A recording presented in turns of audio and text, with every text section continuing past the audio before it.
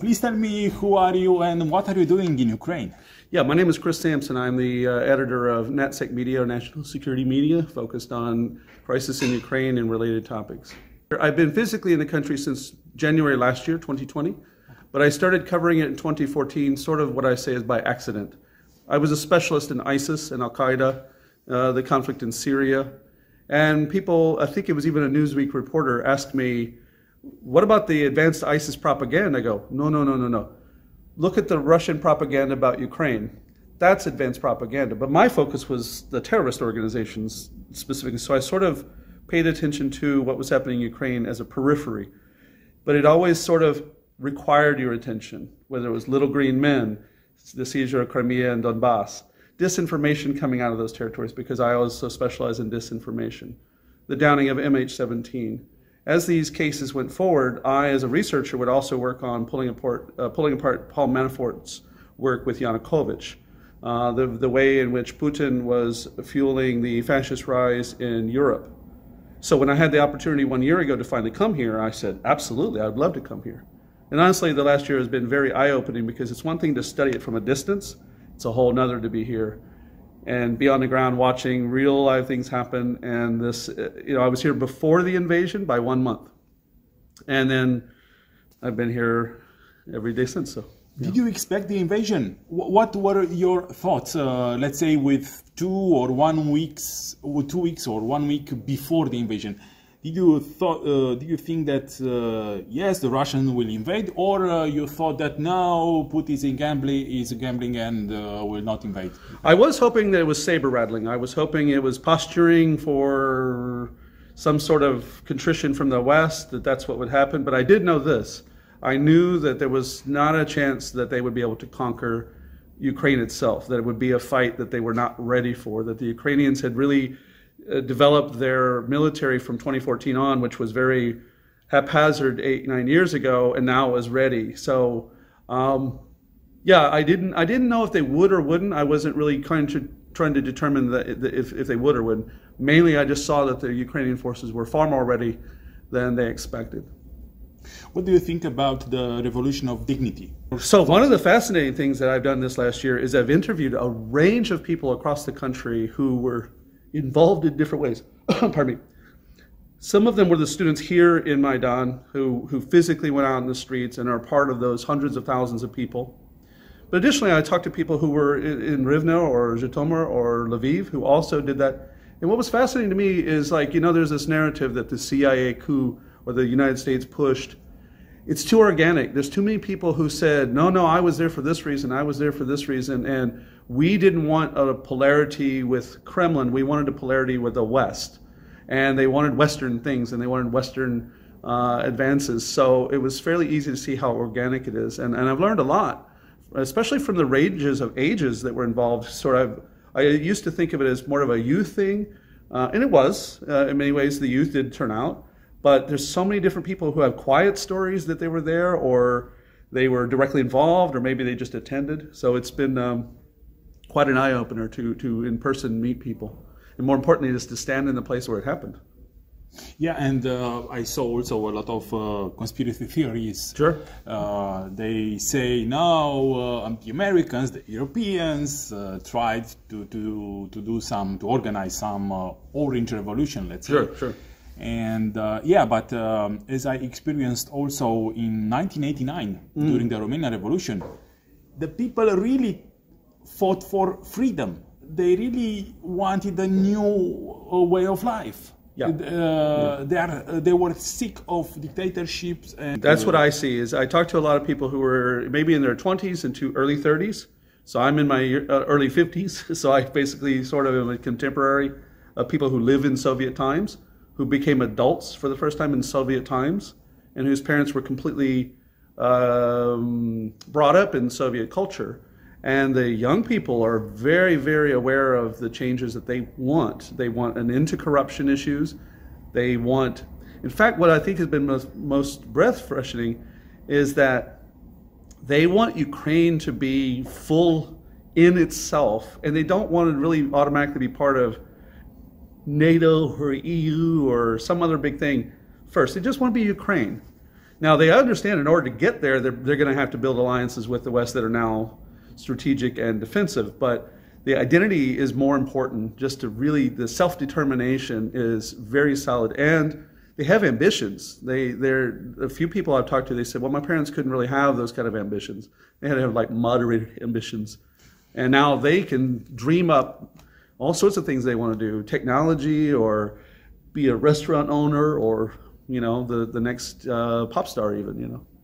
So they mainly want freedom. That's right. They mainly want to have the destiny in their own hands. Right. Not to be controlled by Moscow right. or any other country. Or DC. Yeah, or DC, because it's very important what you said.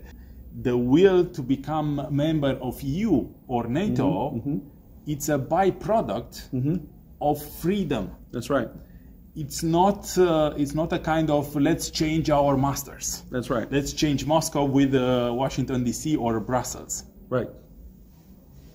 And I would say the one person who's fueled the Ukrainian identity best is Vladimir Putin.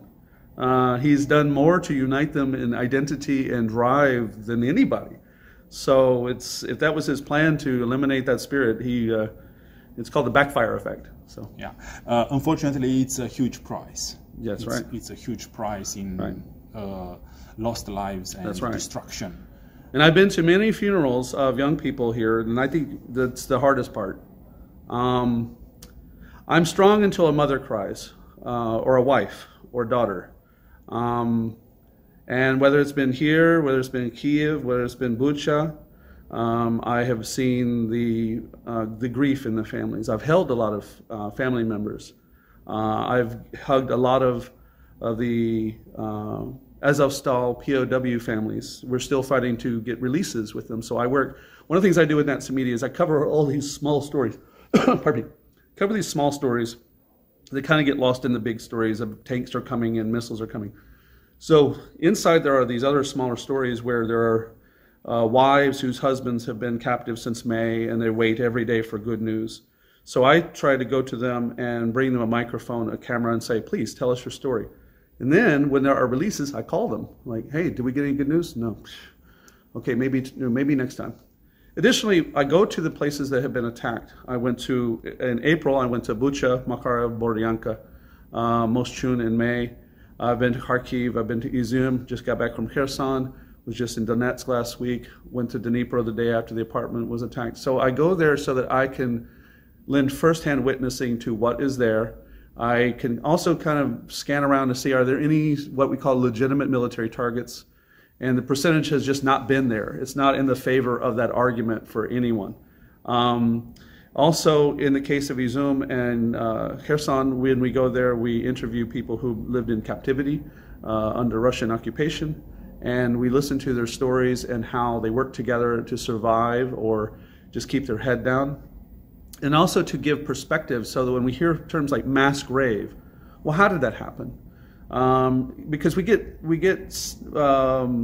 images of World War II or maybe ISIS where they literally are thrown into a big thing and just shot dead. It's not always that easy, but it still can be just as criminal. For instance, in Izum, 2 of the apartment buildings that were destroyed killed approximately 400 of the 450 people in those mass graves. So they were still killed by Russians. They were killed by 2 Russian missile strikes. And then we would listen to the people on the ground and they would say, we couldn't go claim the bodies out of the rubble until they made us go do it. Or, you know, other stories like that. So my job is to document those, both in film and in narrative, and bear witness to those. And the work is far from over. There's so much more to come. What would you say to those who pretend that, no, in Bucha it was no massacre, everything was staged by Ukrainians, there were fake dead bodies? And sure. So that's another thing, is that I'll use a different example than Bucha. I'll use in Kharkiv, there's 2 little villages I went to in May, Malorohan and Okhavka. And at first glance, I came to this school and I went, look what the Russians did to this school. And then I got to information, I go, oh, well, the Ukrainians did most of the damage to the school, but why? Because the Russians were embedded in the school. That's where they had all the troops had been in the gymnasium. All of their supplies and their weapons were stored in the gym. So the Ukrainians, with no children around, essentially flushed them out, and it was videotaped. So on March 27th, on Telegram, I was able to see the actual battle go down. And this is one of the things I have to do when I go to these places. I pick apart every nuance about it. I ask locals, when did they come in? What road did they come in on? What do you remember seeing here? Or I can look at how shelling happens, like here in Kiev, for instance. I could see where shelling comes in. I go, well, wait a minute. That's not air defense. That's not, that's not the Ukrainian forces doing that. That's Russian missiles coming in.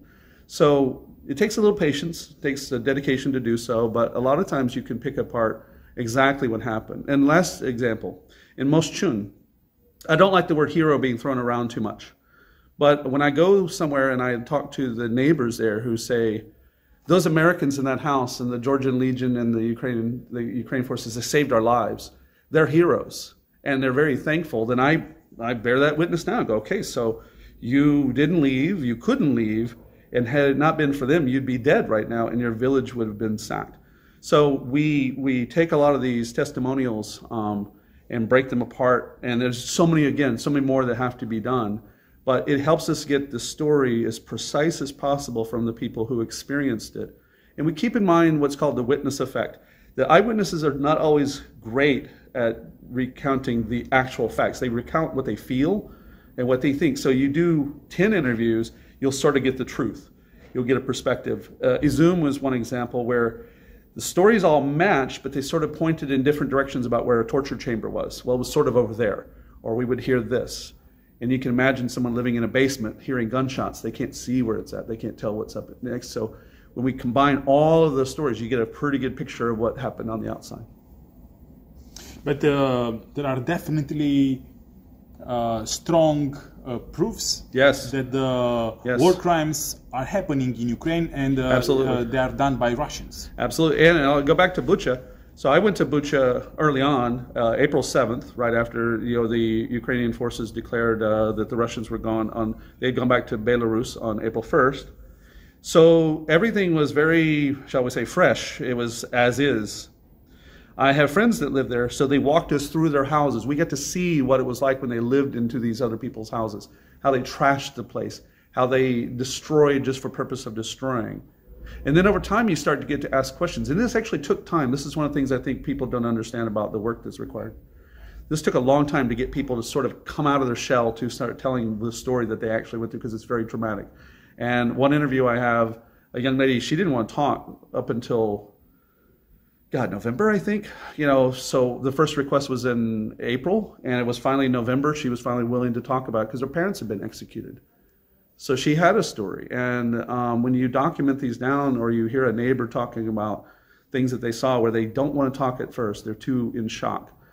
This is happening at Kherson right now. I'm going back in about 2 weeks to do the same thing there, where I'm going to listen to the stories of people who were essentially summarily executed.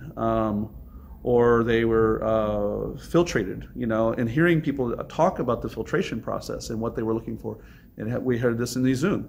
Same thing, where people were being very clear to tell us that they didn't know who to trust because they didn't know who would turn them into Russian forces, or they didn't know if there was any kind of tricks to be played. And it's going to take time for those stories to come out. But the evidence is very important to document. In the case of Bucha, there's so much digital information that's available from closed-circuit television.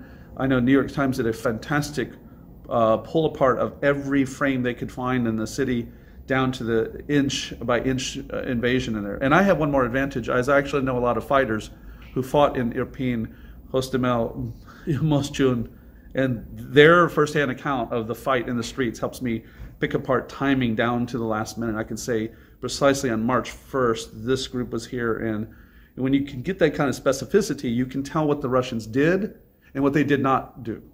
And it's clear that they came in, especially with the attempted invasion of Kiev.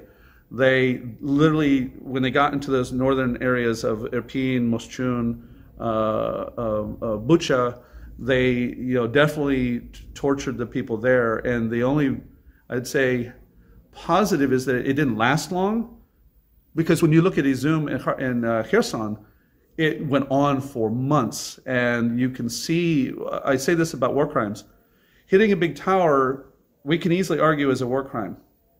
But the way in which they tortured people makes it an even easier charge to make. So it's kind of hard when you're talking about the big stuff in one capacity, because they can argue, well, we meant to hit this. But that's not true when it's on the ground and you have young Russian soldiers brutally torturing, abusing people, executing people. That falls way beyond the question of whether it's a war crime or not. So yeah, it goes on. And I'll add Wagner Group, the Prigozhin team, some of the abuses that they held. We listened for attenuated voices on that additional flavor of, yes, we saw the Wagner guys or we saw Kadyrov guys, and any kind of change in the intensity of the fight because of those forces being present. You told me that some people were afraid about filtration. Mm-hmm. What does this mean? Let's explain. Sure. So one of the first things we noticed in the East especially is that they were often trying to find young men who had fought in Donbass for the last 8 years. Those would be some of the first people that they were asking for. The next would be existing possible fighting forces they would want to essentially captive, neutralize, secure in some capacity. And then they would leverage citizens against each other. So it's, tell me everything you can or I'm going to break your legs and I'll shoot you in the knees. We know from Bucha, I went to the mass grave in Bucha on April 8th when it was still being excavated. I've been to near the church. Correct, behind the church. And I'll tell you a story on that one. We arrived and there was a middle-aged man, I would assume in his mid-40s, sitting there with 8 body bags in front of him, zipped, trying to identify his missing father. One by one, they went through each, and when it was over, the hardest part is that none of them were his father. So not only did he have to experience this in front of him, but now he has no closure, at least at that point. I don't know if there was closure later, but that missing part of knowing how this goes down and the confusion, especially there were so many people who left the, whether it would be Kiev or some other city in the East, it was a mystery to them what they were coming back to. And there was a lot of trauma in, I left my community or I left my home. So when they come back, they're still processing it. But back to the filtration, in each of those locations, there were stories where they literally would hunt down fighting men, associates with them, or anyone that could collaborate against the Russian forces. And what happened with those who were filtrated and... Some were held captive, some were executed. By Russians? Correct. Yeah. Please tell me or give me some examples of moments or stories that touched you the most during this year of war. In Okhavka, this one lady, Natalie, we interviewed her. Actually, we went there to interview many people, but she was so fascinating. She was the only interview we did. We did like 3 hours interview with her. And at one point she says, well, I told the young men that they couldn't do this because the rules. I know the Russian military handbook. And we looked at her like, you corrected them? Oh, yes, of course I corrected them because they have to understand. And I think everyone that was there recording, we just kind of looked at each other like, wow, that's impressive. When we got done, we were given borscht and chai, bread, and we... borscht is a kind of soup. It is like the Ukrainian dish. But that's another thing is that we go in and we deal with difficult matter and then it's time to break and sit down and eat. And it kind of messes with you in some capacity because you're there feeling this dose of empathy and the shock kind of with the people that are there in some capacity. And then you're treated to this hospitality and humanity that's welcoming you in. Another moment would be that when we were in Bucha, the Crimean Tatar leader, Mustafa Zhemilev, was actually standing right across the street from us doing an interview. And my friend says, you know who that is? And I knew his name, but I physically had never seen him in person. I'd only seen a few photos. He's like, kind of a big deal. And he told me the name. I go, well, yeah, I know who that is. Let's go interview him, And to have someone who could so clearly explain what's wrong with the Russians in Bucha with the backdrop of the destroyed buildings was humbling, to say the least. Last is watching how the community comes together and picks up and cleans up and processes moving forward. The New Year's hearing, songs of celebration in the middle of air raids. The spirit is strong,